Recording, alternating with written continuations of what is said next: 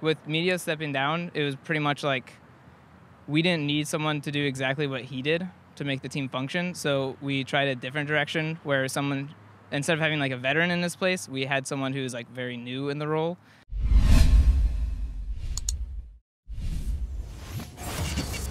Well, it's the fourth week of NALCS. I'm joined right now by Prolly from 100 Thieves to talk about a lot of different stuff with coverage presented by Omni/. Prolly, Yeah. 100 Thieves in an interesting position with the community right now because there was some interesting stuff that happened. Didn't have a chance to talk to anybody from your team at Rift Rivals, so now this is the first chance we had to talk about it. So you guys had a very popular player on the team who's no longer on the team now. Yep. And it was handled in kind of an interesting way, I think, from the community's perspective. So what maybe you can tell me what the timeline was on Meteos departing the team. I think the timeline was laid out. I think it's just we talked about Rift Rivals roster, told someday in Meteos that, and then later that night found out he didn't want to stay on the team anymore. And then from there it was, okay, finding a replacement instantly. Okay. So that's how the plan went down from my side. And I didn't do any. Everything else is out of my hands because I'm like, I'm just going to coach the team and focus on coaching the team. Sure. Was there, in your mind, was this like out of the blue? Were you surprised whenever you heard about this? Or like, was it sort of like things were building in this direction anyway? I guess looking back at it, you could, put the pieces together a bit. But when I was told that he wanted to look around for new teams, I was very surprised. But I think, especially like my philosophy behind coaching is like, if a player wants to go explore other teams, like I don't think the team's gonna work if I use all my energy to like convince him to stay. So that was something like once I was surprised about that, I was like, all right, this is like his decision. I don't think I could do my job properly if I somehow convince him to come back and stay. Like, I think you need to like want to work with me to make it work, because I'm hard to deal with, I'm sure. So yeah, that was very surprising once I found out that we weren't gonna try this Rift Rivals thing out and then go back to normal. Sure. What was the decision behind Anda? Why Anda? Anna looked pretty good for what we wanted in a jungler because with Meteos stepping down, it was pretty much like we didn't need someone to do exactly what he did to make the team function. So we tried a different direction where someone, instead of having like a veteran in this place, we had someone who was like very new in the role. And we wanted to like grow him from there since I think, this has just so many veterans on this roster. I think that was something I overlooked when I was building the roster together. Yeah. How was the... what is the departure of Meteos and sort of the is it Anda or Anda? Do you know? I say Anda. Okay. Because his name's Andy, okay. So it's similar. But I catch myself saying Anda too. Okay. I think I can't choose. I always hear Anda, so that's what I've been calling him. But I'll call him Anda because that sounds like that's maybe the way I should go. It's Andy and. Okay. With Andy coming in, what is the difference in the team and sort of the chemistry behind the scenes, all that kind of stuff? Like, because this is probably a significant change. Because Meteos, I feel like, would probably be the type of player that like really helps define the team personality and sort of how you build stuff in the game and all that stuff. Yeah. Meteos definitely had his own way of wanting to do things, and Andy's much more like wanting to like follow what we do. And so now the position we're in is like, we have this guy who's like more used to following, and we need to push him into a more, not leadership role, but more comfortable making his own style as well. But I think the transition has been kind of like we had to take a step back in everything we did because like our normal compositions that usually we wouldn't have to like talk much about because we play them so many times. Now we're like running the same compositions and like running into issues we didn't have before because Anna's just not used to like playing this with us. So we're kind of like catching up on everything we used to do, and then the great thing is the meta has been changing so much that it's not like we need to like learn how to play standard again. I mean, even you saw today, we're playing funnel with Anda, so it's pretty much like now the game's moving so fast that plugging in a new player is not like we have to go back and play against teams that are going to play a strategy they played 100 times. Everyone, including us, is playing stuff like pretty new. So putting them in is like doesn't really put us that far behind compared to like maybe in Spring Split. That probably would have been a much harder move to make during the split. So last split, you guys placed second.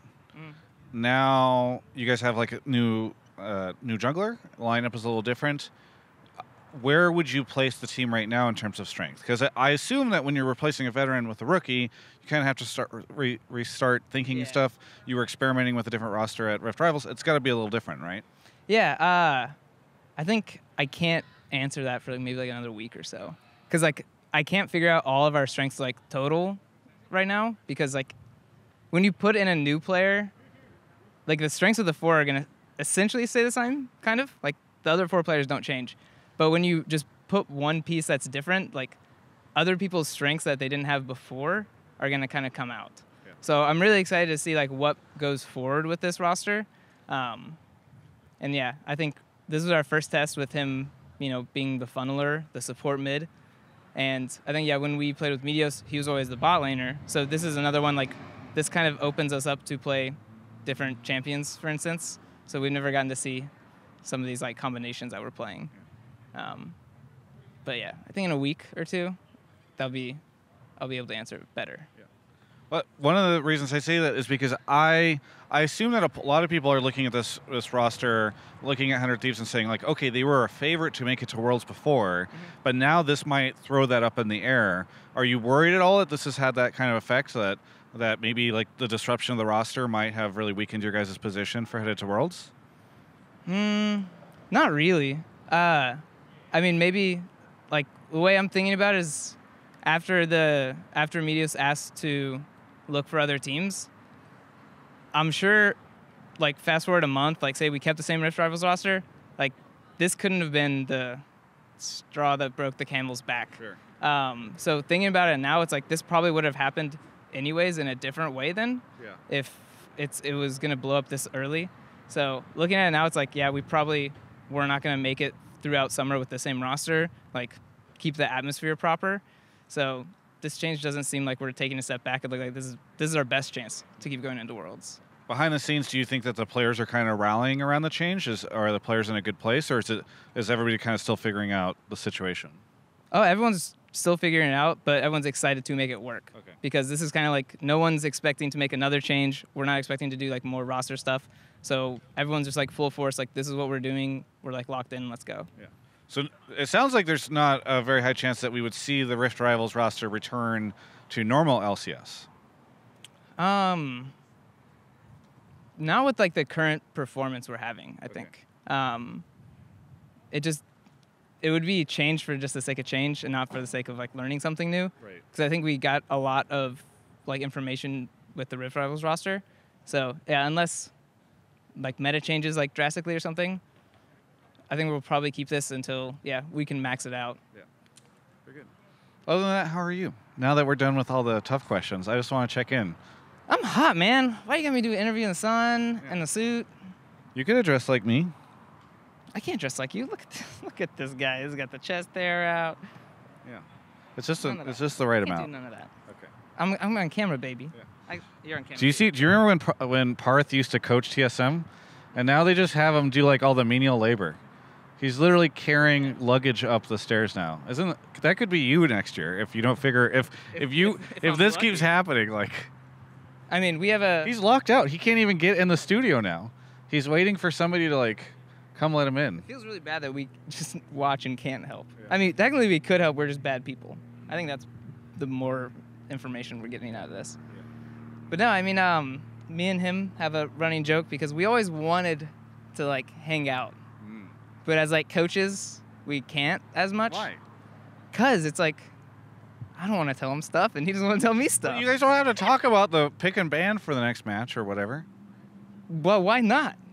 Because you could. It's gonna come up, baby. I hang out with Parth, and we talk about other stuff. We talk about Peter. Really? Does he respect your League of Legends opinion? No, but you could talk about things that are not League of Legends. I know that this is crazy to you. But No. I'm not about that life. But anyways, can I finish my story without you interrupting about You had a story? Yeah, story is, because I just want it to eventually happen. We're going to hang out one day, but until then, we just keep saying like, hey, great, Tuesday night was awesome, man.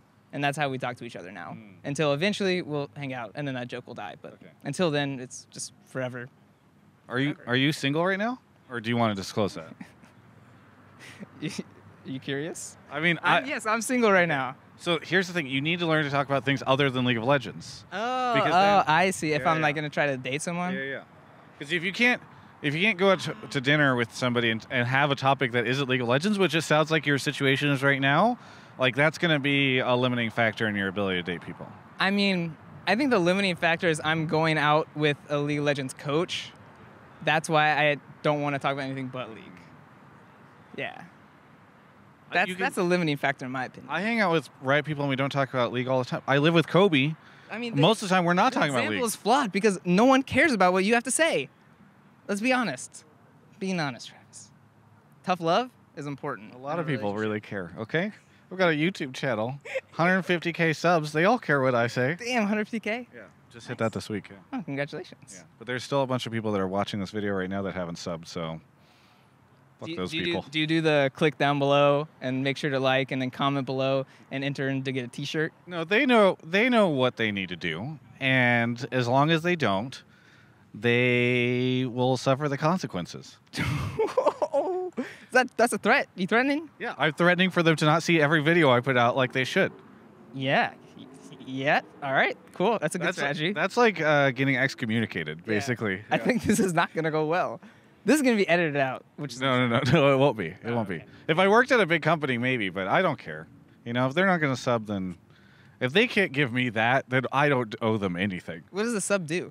It increases the chance that they see my content, and it helps me. Like, if that number is bigger, it's easier for me to get sponsors and stuff like that. Okay. Yeah. Everyone unsubscribe quickly, as fast as you can. See, that's going to get edited out. It's just going to say, we're just going to edit it, so everyone sub quickly as fast as you can. Genius. Yeah. You're learning so much. Yeah. Well, all right. Well, TSM's leaving, so maybe we should just wrap this up, because that probably means it's time for you to leave. Yeah. Do you have anything you want to say?